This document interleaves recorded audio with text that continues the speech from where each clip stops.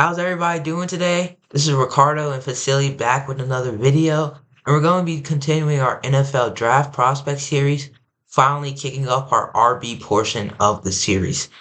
Let's dive right into it.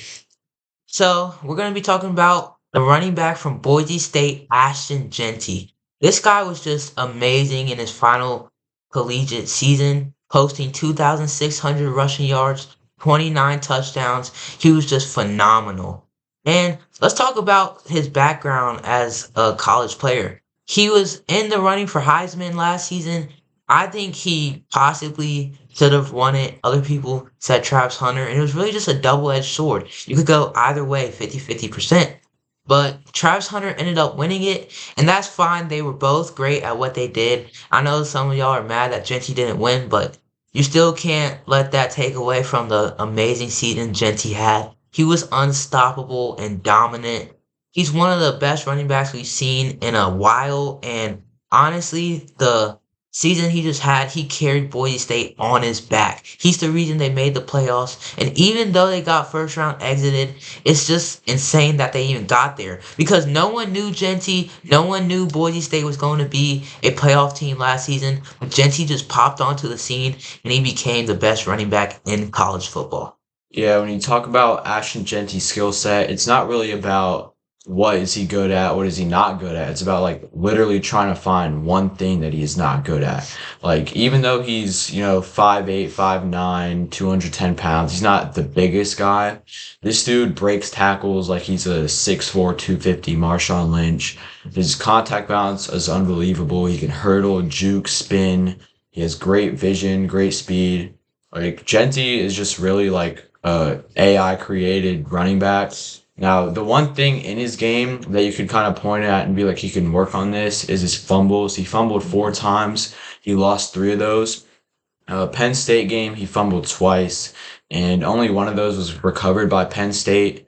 But, it is something that you can look for him to clean up. Now, the crazy thing about Jeanty is that Boise State wasn't the best passing team. Their passing attack wasn't horrible, but teams knew Jeanty was going to get the ball. He was getting it 30 times a game. They would stack the box up, 7, 8 people in the box. They would still give it to Jeanty. You'd still get positive yardage, move the sticks. So, you are going to fumble a few times when the whole team, the whole group of 11 men is chasing you. Like, you're going to drop the ball a couple times. But overall, I mean, this dude's just unbelievable. NFL comparisons, he doesn't have one. Like, you can't find me a guy who does all these things well like Jeanty does. So, watching him last year was super fun, and I'm really excited to keep watching him on the Raiders these next few years. Yeah, and honestly, with Jeanty, a lot of people try to find a comparison, but like Vasily said, you can't.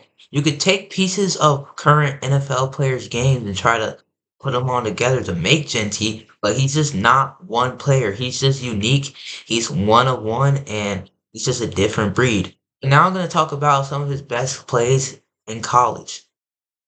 So on this first play, you just see Jeanty right here make an insane play on the ground. He's going to get the ball and do a nasty spin move, and then he's going to do a double juke right after that. You see the elusiveness by Jeanty and how hard he is to tackle. Even in a confined space where there's so many defenders, he still can't tackle him. You can't get his hands on him. He just makes an insane, elusive play and scores a touchdown. That's just phenomenal by Jeanty.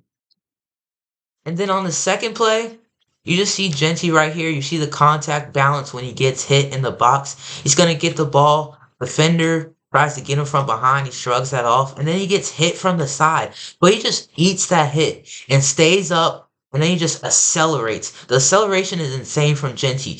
Even right after he gets hit, he just goes from 0 to 100 that fast, and he's just out of there. The contact balance is just insane from Jeanty, and he just stays up, takes hits. He has strong legs, so he's definitely very hard to tackle. And then the breakaway speed is just inevitable. He scores a touchdown again. Another phenomenal play by Jeanty. And then on this third and final play, Ashton is just gonna get the ball, run to the outside, and he's just gonna see. You're gonna see his determination, how hard he runs, and then again the difficulty to tackle him. He just runs through all these tacklers, and he's gonna kind of run on a tightrope on the sideline, stay in bounds, and he's gonna run head on, straight line. You see that speed there. He's just so fast in the open field, and he has a blocker. His teammate does great blocking for him near the end of the play, and that's how he's able to score the touchdown. That's like a big play. He's very explosive. Genty could just do it all. He could get you those little gains that you need for the first down, but he could also just hit you with a home run, touchdown, 70-yard play, and he's just a different player. You just see the determination, how hard he is to tackle once again, and you just can't stop him. He's like Derrick Henry. That's what he kind of reminds me of. Once he gets going, he's not going to stop. And you do not want to try to tackle him at full speed because you're going to get ran over. But those are all the plays by Genty. You've seen the tape there. He's just, that's what he does. He's Ashton Jeanty. There's not much to be said. He's a unique player. He's just special. Yeah, so Genty, we're going to talk about his NFL outlook. So, as we know, he got drafted to the Raiders with the sixth pick. So, playing time, wherever Genty went, he was going to be the starter, RB1. That wasn't a question, but that is especially the case in the Raiders, where last year they struggled to find a guy in their running back room. Zamir White at first looked to be the guy. He wasn't great. Alexander Madison was in there. Sincere McCormick was in there. Like, all these guys aren't really fit for an RB1 role in the NFL. Ashton Jeanty definitely is, so we know that he's going to be a special player. Year one, under Chip Kelly, I'm excited to see what he can do. Chip Kelly last year was the offensive coordinator at Ohio State, and we saw him with Travion Henderson, Quinshon Judkins. We know what he can do with some of those top running backs. He's been in the NFL before.